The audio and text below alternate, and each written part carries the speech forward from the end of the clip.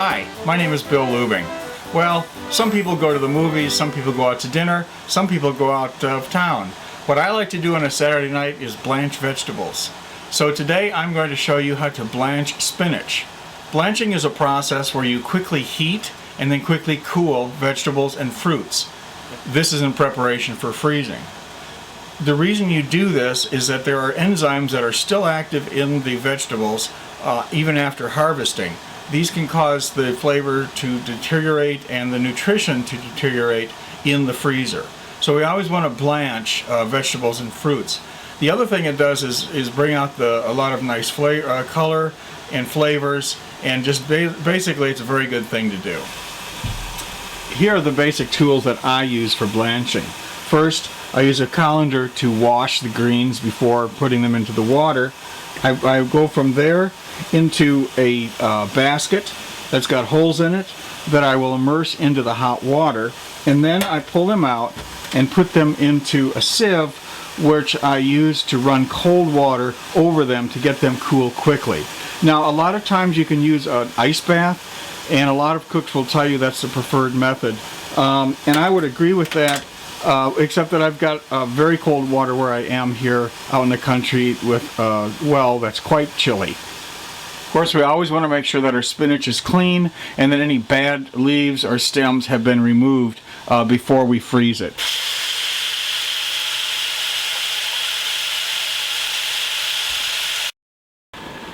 Now, your setup is going to be a little different than mine, obviously.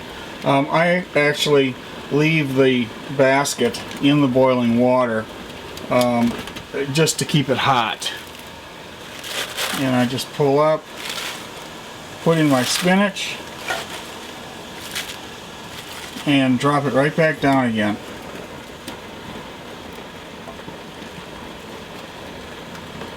Now I want to make sure that that spinach gets totally immersed in that water and quickly, and that I set my timer. All vegetables have a little different amount of blanch time. In the case of spinach, it's 2.5 minutes. You can check any number of sources to find out the proper time to blanch vegetables. I happen to check the Joy of Cooking, which is what I used for this. Even that small amount of spinach will absorb a tremendous amount of heat from the relatively large amount of hot water. It's a good idea to make sure your water is boiling good and make sure that your spinach is totally underwater. So after the timer goes off, I pull out my spinach and let it drain just a second back into the pot before I dump it into the sieve. And then put my basket right back in there.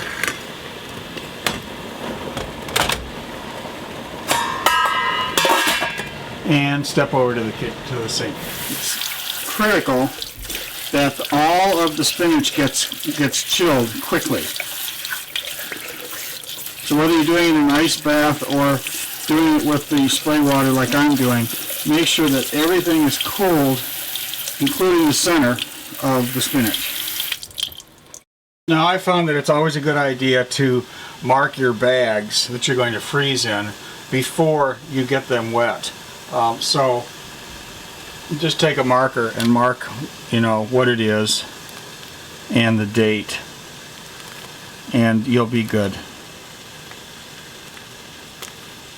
Whoops. Us lefties always have a little problem, but that'll dry. Putting your bagged spinach or other vegetable onto cookie sheets to freeze is a great way to do it. It spreads them out, it gets the cold in there quickly, and it keeps them from going all over the freezer. Make sure when you bag that you get all the air out. You should be able to see a lot of nice green. If there's not, then you may have some air in there. So make sure you get all the air out of the bags as much as you can. Well, this water has seen quite a bit of use getting through all of this spinach, but we're certainly not going to discard it. It's picked up a lot of the essence of the spinach in its use, and we're going to use this as a stock for soup.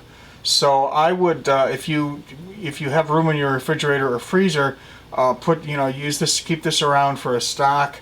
It works great.